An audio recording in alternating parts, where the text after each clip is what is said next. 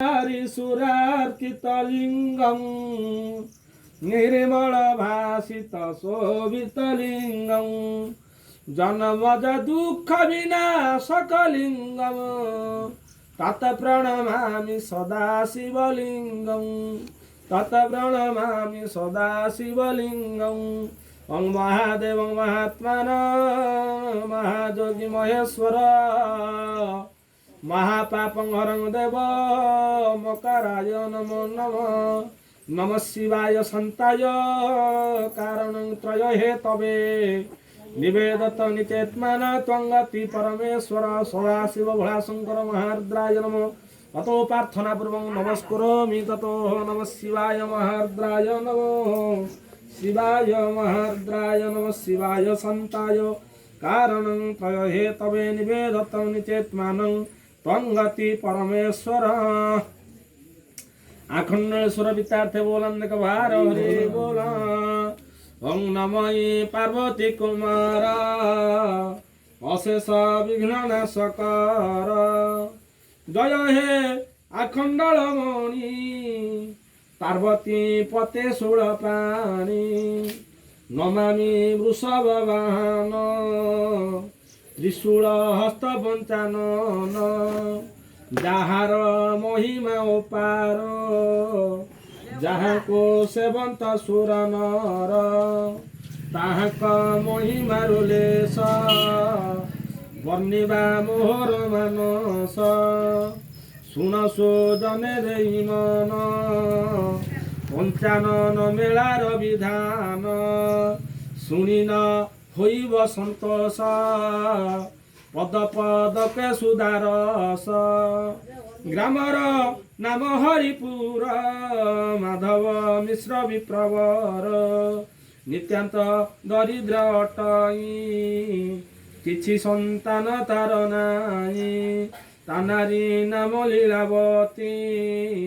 सुंदरी सही पतिव्रती से विप्र भिक्षा करे नित्य जहाँ मिल अकस्माते ब्राह्मणी करई आनंद सुखे वचन दिवे निजन एमते केते दिन गला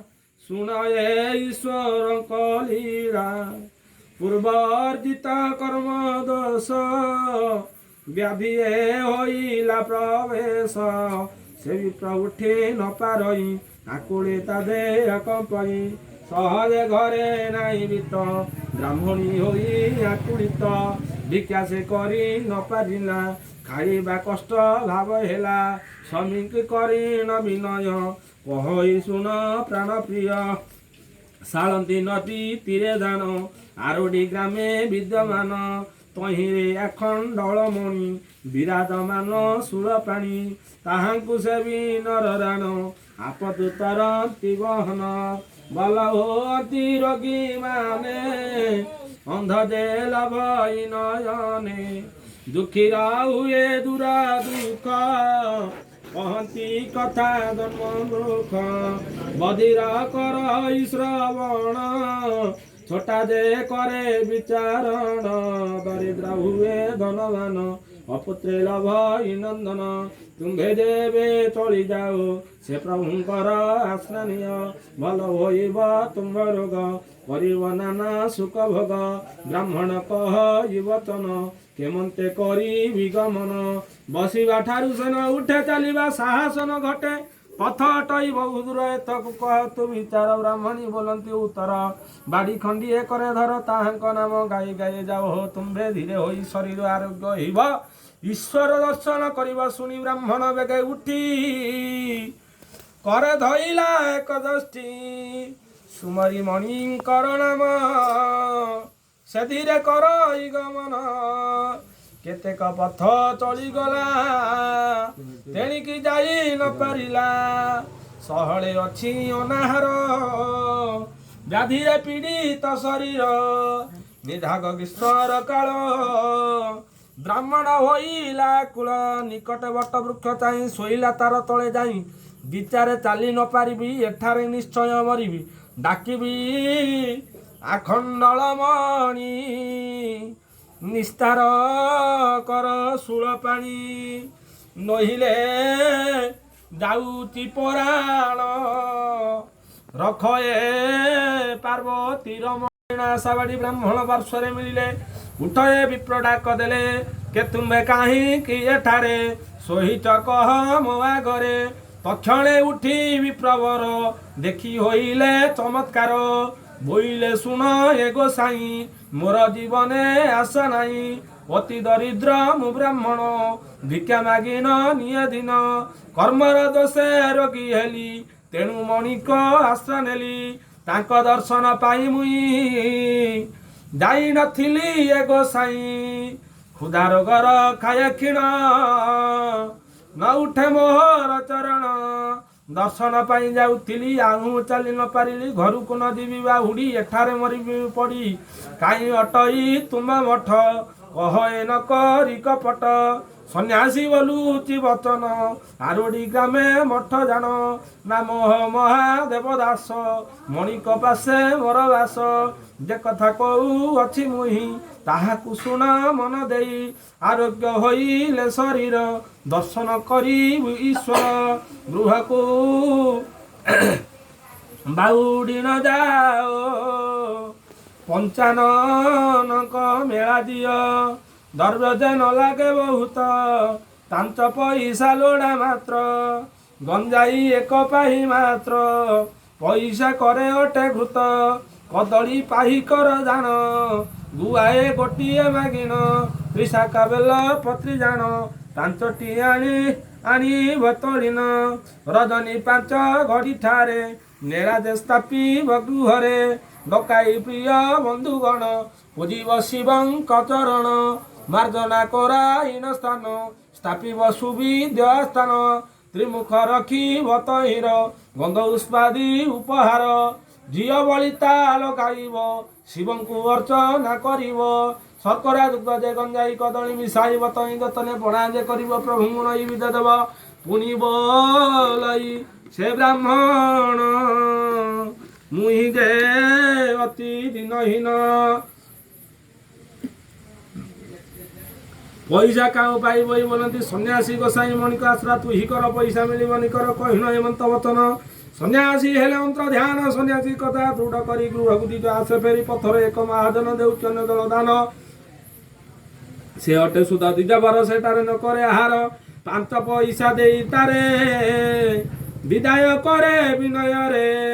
ସେଠାରେ ବ୍ରାହ୍ମଣ ମିଳିଲା ଖାଇବା ପାଇଁ ନାସ୍ତି କଲା ପାଞ୍ଚ ପଇସା ତୋ ପାଇଁ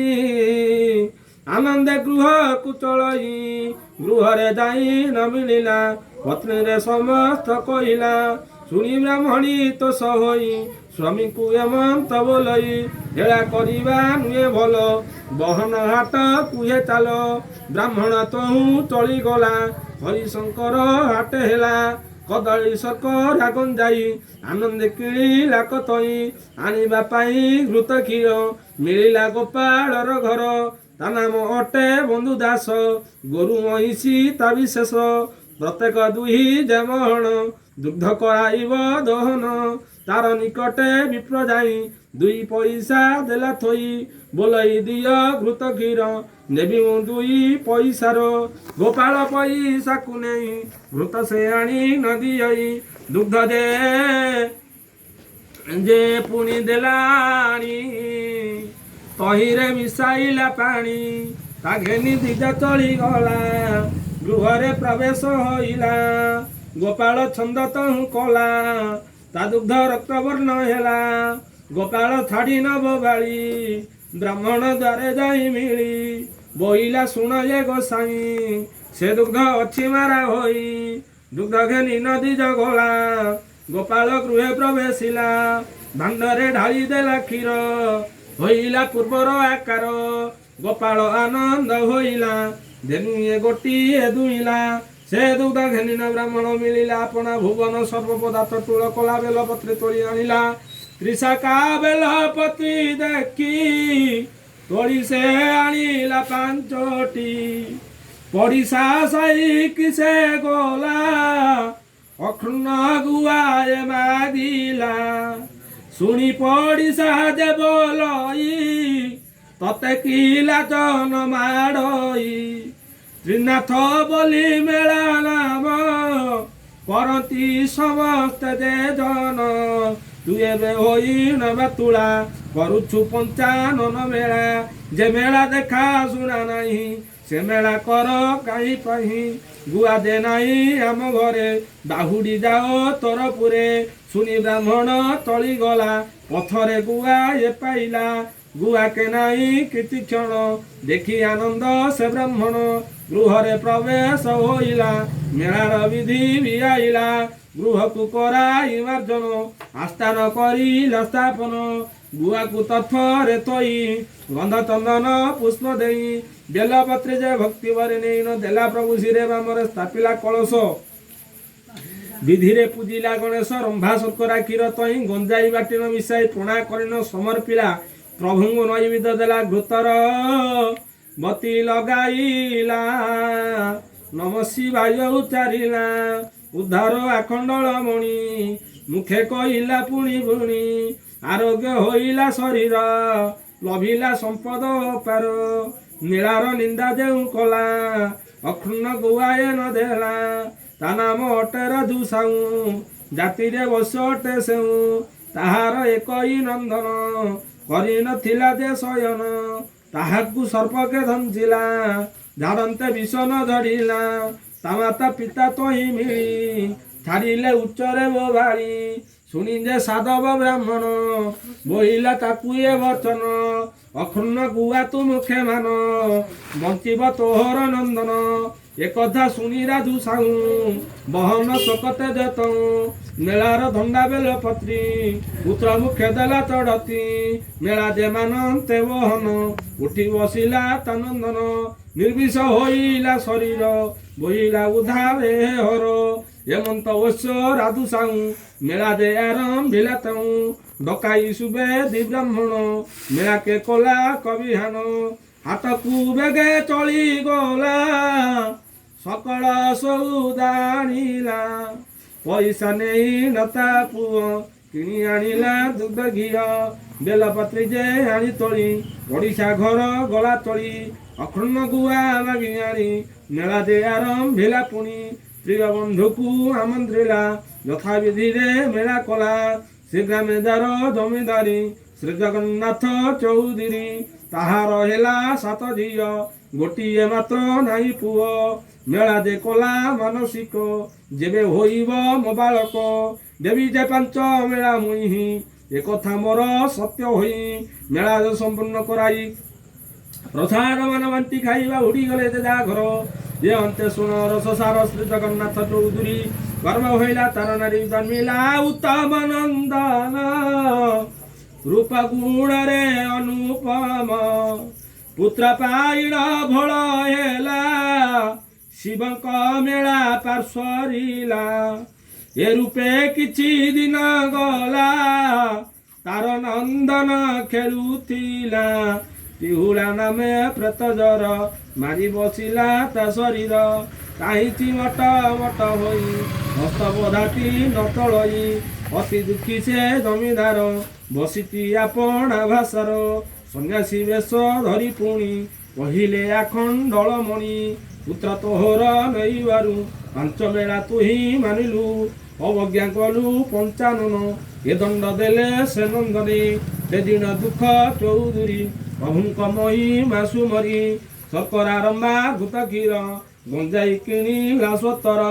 পড়িশা সাইকি সে গলা ক্ষুণ্ণ গুয়ায় মাগিলা শুনি পড়িশা যে বলই ততে কি লাজ নমাড়ই ত্রিশাখা বেল পত্রে দেখি তোଳି আনিলা হই সুখী প্রভুঙ্ক মেলা পূর্ণ কলা প্রসাদ পুত্র মুখে দেলা হইলা ভাল তাকু মর মণিক মহিমা অপার হেমন্ত কহই বিধির আসি নথিলা মেলা ঠার যেহু যাହାର মেলা ହୁଏ ସଧାରେ ସେଟାକୁ ସେ ଯାଏ ଅନନ୍ତ ନାମେ ଧନେଶ୍ୱର ଶାସ୍ତ୍ର ଧୀରେ କବିବର ସବାରେ ବୋଲି କହିପାରେ ସେ ଥିଲା ମେଳାର ମଧ୍ୟରେ କାଲକୁ ବୋଇଲେ ସେ ହସି ଡାକୁଛି କିମ୍ବା ଏଥି ବସି ପଡ଼ିନ ଶୋକ ନୀତି ଶାସ୍ତ୍ର ସବାରେ କରିଲା ସେ ଅର୍ଥ ମାନର କଣ୍ଠେ ମୁକ୍ତା ମାଳା ସେ କି ଜାଣଇ ତାର ମୂଲ୍ୟ ମିଷ୍ଟାନ କରିଲେ ଆହାର ତା ସାଧୁ ଜାଣି କିସୁ କର ଦୀପ ଜାଳିଲେ ଅନ୍ଧ ପାଶ ତାହାକୁ ହୁଅ କି ଦୃଶ୍ୟ କାଲକୁ ସେଇ ପରି ଗୀତ ଏହାର ଆସି ଭାବି ଅର୍ଥ ସବାରେ କଲା ପରିହାସ ଶୁଣି ସମସ୍ତେ ହସ ହସ ଦେଖି କାଲର ଏଇ ରୀତି ସମସ୍ତେ ତାହାକୁ ଚାହାନ୍ତି କାଲ ଆଡ଼କୁ ଚାହିଁ କରି ଅନନ୍ତ ମାରିଲା ସେ ତାଳି କାଲ ଜାଣିଲା ତା ମାନସ ମତେ କରନ୍ତି ପରିହାସ ମତେ ତ କିଛି ଶୁଭୁ ନାହିଁ ତେଣୁ ହସନ୍ତି ମତେ ଚାହିଁ ବଧିର ଗଲା ନିଜ ଘର କର୍ମକୁ କରି ନନ୍ଦିକାର ମଣିକ ପାଦ ପଦ୍ମ ନାହିଁ ରାତ୍ରରେ ଉପବାସ ରହି ସ୍ୱପ୍ନରେ ଆଖଣ୍ଡଳ ମଣି ତାହାକୁ ବୋଇଲେ ବାଣୀ ତୁ ଏବେ ମୋର ମେଳା ଦେଇ ବେଲପତ୍ରୀ ପାଦୁକା ନେଇ ପକାଇ ଦେବୁ ତୋର କର୍ଣ୍ଣେ ଶୁଭିବ ତତେ ଯେ ଶ୍ରବଣେ ନିଦ୍ରାରୁ ଉଠି ନବଧୀର କଲା ମେଳାର ଉପଚାର ସୁଜ୍ଞାନୀ ବ୍ରାହ୍ମଣ ଡକାଇ ଶିବଙ୍କ ମେଳା ସେ ଦିଅଇ ଧଣ୍ଡା ପାଦୁକା ବିଶ୍ୱାସରେ ପକାଏ କର୍ଣ୍ଣର ଭିତରେ ସାଷ୍ଟାଙ୍ଗେ କଲା ଦଣ୍ଡବତ ବୋଇଲେ ରଖ ଉମାକାନ୍ତ ନମ ଶିବାୟ ମୁଖେ କହି ଅନ୍ଧଦେ ସାଷ୍ଟାଙ୍ଗେ ନମଇ ସମସ୍ତ ହୋଇ ଏକ ମୁଖ ଡାକିଲେ ପଞ୍ଚାନନ ରଖ ଅନନ୍ତ ପରିହାସ କଲା କାଲକୁ ଦେଖି ଡାଳି ଦେଲା ତାହାକୁ ହେଲା ଶିବ ଜ୍ୱର ପୁଣି ସେ ହୋଇଲା ବଧିର ଲୋକେ ବୋଲନ୍ତି ତାହାକୁ ଏହାର ଲେଶ ବୃଦ୍ଧି ନାହିଁ କାଲକୁ ପରିହାସ କଲା ମେଳା କୋନ ଆସ ବୋଇଲା ଦେଖି ସେ କାଲକୁ ଶୁଭିଲା ତାର ଏହାକୁ ଗ୍ରାସିଲା ଶୁଣି ଅନନ୍ତ ଧନେଶ୍ୱର ଆତ୍ମାକୁ କଲା କଧିକାର ବିଚାରେ ହସିଲା କାଲକୁ ନିନ୍ଦିଲା ଶିବଙ୍କ ମେଳାକୁ ସେ ଯୋଗ ଲଭିଣ କଷଣ ଡାକିଲା ରଖ ପଞ୍ଚାନନ କାଲକୁ ଡାକି ନ ସେ କ୍ଷଣି ତା ଘରୁ ମେଳା ଦଣ୍ଡା ଆଣି ଦଳରେ ବୁଡ଼ାଏ ତତ୍କ୍ଷଣି ପକାଇ ଆପଣାର କର୍ଣ୍ଣ ଦଣ୍ଡାକୁ ମୁଖରେ ପାଇଲା ମାନିଲା ଦେବୀ ପାଞ୍ଚ ମେଳା ଆରୋଗ୍ୟ ହୋଇଲା ଶରୀର କର୍ଣ୍ଣ ବେଧୀର ହେଲା ଦୂର ସେ ଧନେଶ୍ୱର ଅନନ୍ତ ହିଁ ମେଳାର ବିଧି କରେ ତହିଁ ଗଞ୍ଜାଇ ରମ୍ବା ଘୃତ କ୍ଷୀର ତ୍ରିଶାଖା ବେଲ ଯେ ପତର ଅଣାଇ ସୁଯୋଗ୍ୟ ବ୍ରାହ୍ମଣ ଗୁଆ ଦେଇ ଆଣିଲା ମାଗିଣ ପ୍ରାୟ ବନ୍ଧୁକୁ ସେ ଡକାଇ ଆନନ୍ଦେ ମେଳା ସମର୍ପଇ ସେ ଗ୍ରାମେ ଏକ ଅନ୍ଧ ଥିଲା ମେଳା ଦେଖିବ ମନେ କଲା ଅଣ୍ଡାଳି ଚାଲୁ ଅଛେ ବାଟ ଲୋକେ ଯାହାନ୍ତେ ହେଲା ଭେଟ ତାହାଙ୍କୁ ଦେଖି ପଚାରିଲା କେଣିକି ଯାଉ ଚବଇଲା ବନ୍ଧୁକୁ ବୋଇଲେ ସେମାନେ ଯାଉଛୁ ମେଳା ଦର୍ଶନେ ଅନ୍ଧ ଯେ ବିନୟ ବୋଲଇ ମତେ ସଙ୍ଗରେ ନିଅ ଭାଇ ଅନ୍ଧ ଯେ ଦୃଷ୍ଟି ଧରି ଧୀରେ ଗଲା ତାଙ୍କର ସଙ୍ଗତରେ ମେଳା ଯେ ହୋଇଲା ପ୍ରବେଶ ଏ ଅନ୍ତେ ଶୁଣ ଅନ୍ୟ ରସ ମେଳା ଯେ ହୋଇଲା ପ୍ରବେଶ ମେଳା ଯେ ହୋଇଲା ସମ୍ପୂର୍ଣ୍ଣ ପ୍ରସାଦ ଖାଇବେ ବାଣ୍ଟିଣ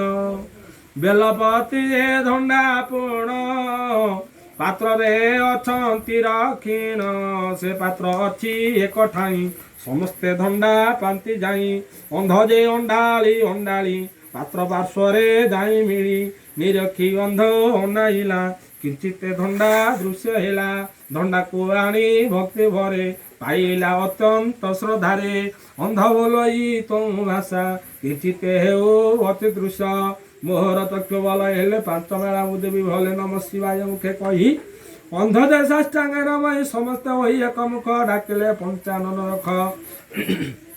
ଅନ୍ଧର ନେତ୍ର ଭଲ ହେଉ ତୁମ୍ଭର ଯଶ କ୍ଷତି ରହୁ ନମସ୍ତେ ଅନ୍ଧ ଯେ ଉଠିଲା କର ଯୋଡ଼ି ନ ଉଭାଇଲା ସେ ଉଭା ହୋଇବାର ବେଳେ ଝୁଣ୍ଟି ପଡ଼ିଲା ମହି ତଳେ ପଡ଼ନ୍ତେ ଲଭିଲା ନୟନ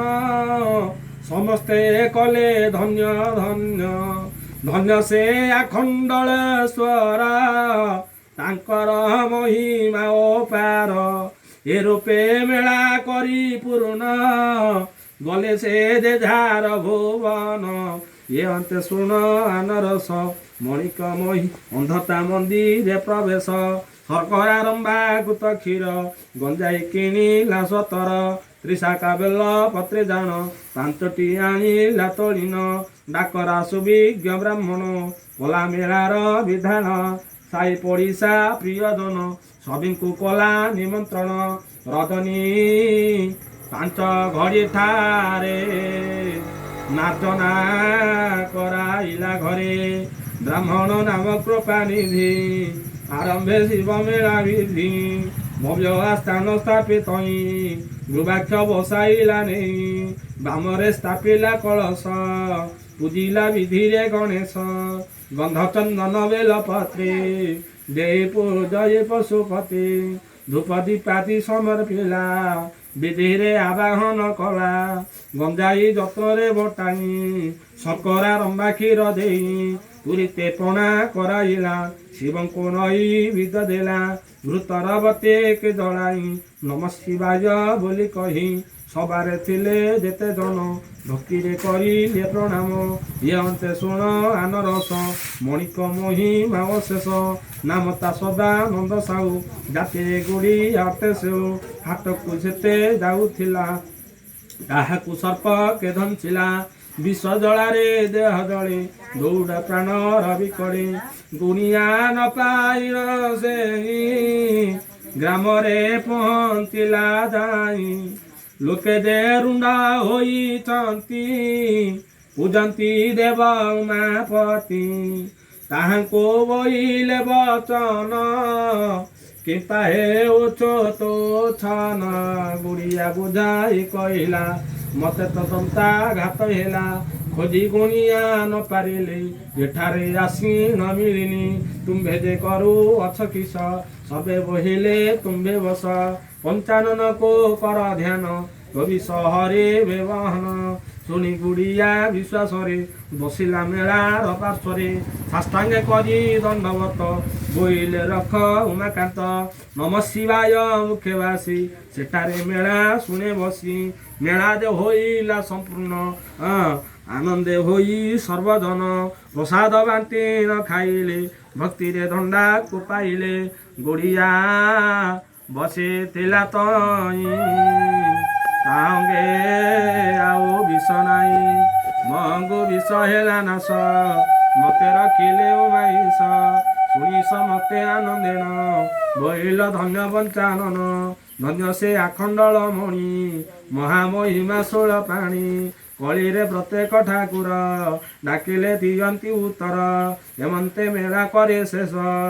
ଗଲେ ସେ ଯେଧାର ବାସ ବଧିର ଅନ୍ଧ ଯେତେ ଥିଲେ ମଣିକ ନାମେ ମୁକ୍ତ ହେଲେ ଛୋଟାତେ ପାଇଲା ଚରଣ ନିର୍ଧନ ଲଭିଲେ ଯେ ଧନ ରୋଗୀ ରୋଗରୁ ମୁକ୍ତ ହେଲା ଅପୁତ୍ରୀ ସୁପୁତ୍ର ଲଭିଲା ସର୍ପର ବିଷ ହେଲା লীନ ମୁଖ ଯେ କହିଲା ବଚନ ସୁଜନେ ନଧ ଦେବ ଦୋଷ ଯାହା କହିଲେ ଉମାଇଷ ସ୍ୱପ୍ନରେ ଆଖ ନଳମଣି ସନ୍ନ୍ୟାସୀ ରୂପ ଧରି ପୁଣି କହିଲେ ମତେ ବଚନ ମୋ ମେଳା କର ତୁରଞ୍ଚନ ଖଣ୍ଡିବ ପ୍ରାଣୀ କାରତ ମୋ ନାମ ହେବ ଲୋକ ଖ୍ୟାତ ଯେପରି ହାସ କରେ ଯାକ ତା ବଂଶ ଲବନ୍ତି ନାଶକ ନାନାଦିର ଗାଈ ଘଟିବ ବହୁତ ବିପତ୍ତି ପଡ଼ିବ ଭୂତ ପ୍ରେତାଦି ଯଗ୍ନି ଗଣ ରହିବେ ତାହାର ଗୃହେନ ତାହାର ନାଇଁ ଗତି ମୁକ୍ତି ଶେଷ ନ କରେ କରେ ଗତି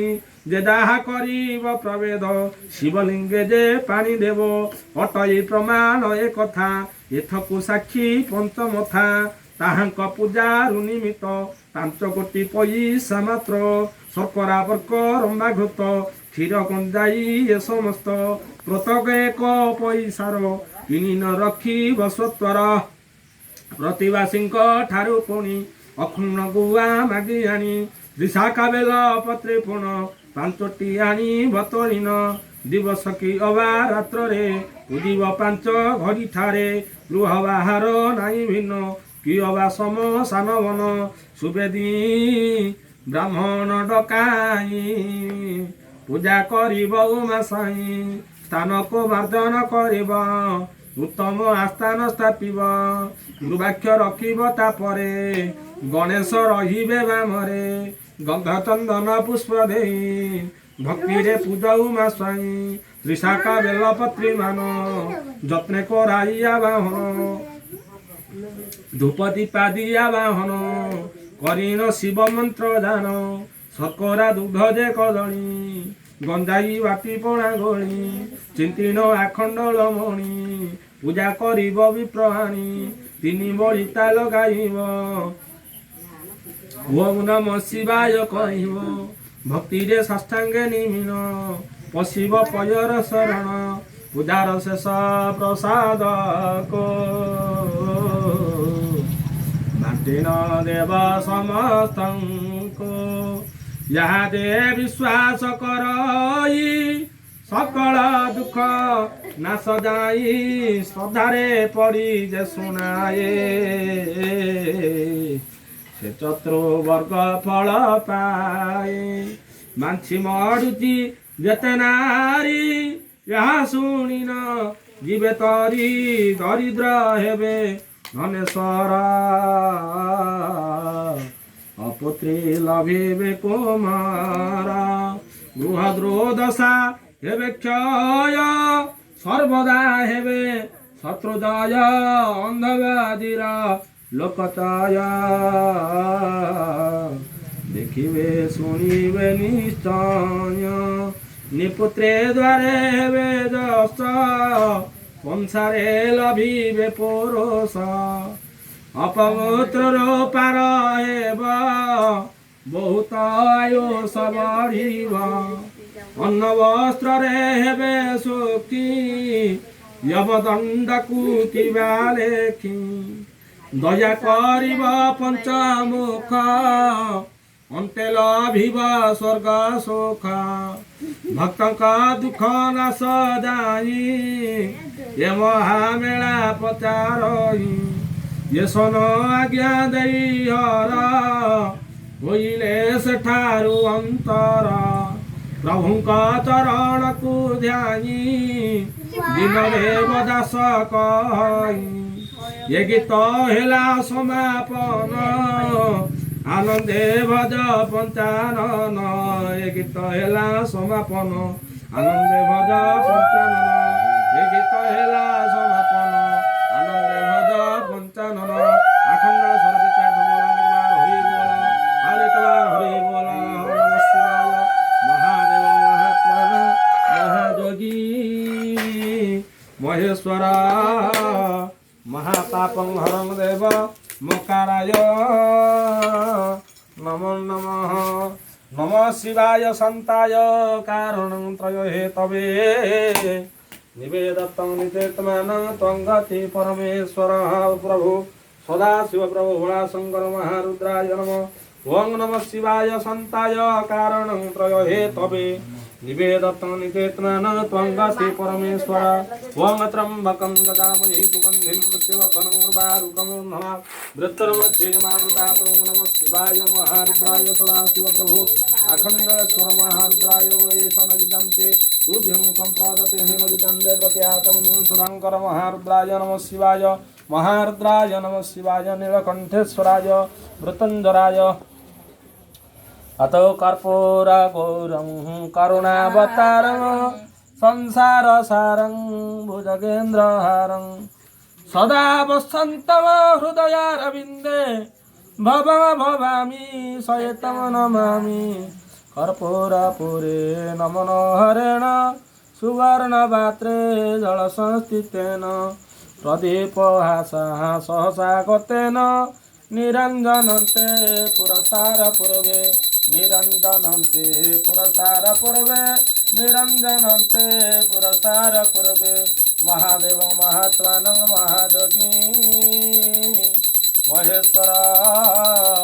महापापं हरं देव मकाराय नमो नमः ओं भूर्भुवस्सुः सदाशिव भोलाशंकर महारुद्राय नमः ये सह प्रार्थना पूर्वं आवाहनं न जानामि तवार्चनं पूजां च वनदानामि क्षमस्वं परमेश्वर मन्त्रहीनं क्रियाहीनं भक्तिहीनं सुरेश्वर यदभुजितं मया देवं परिपूर्णं तदस्तु मे त्वमेव माता च पिता त्वमेव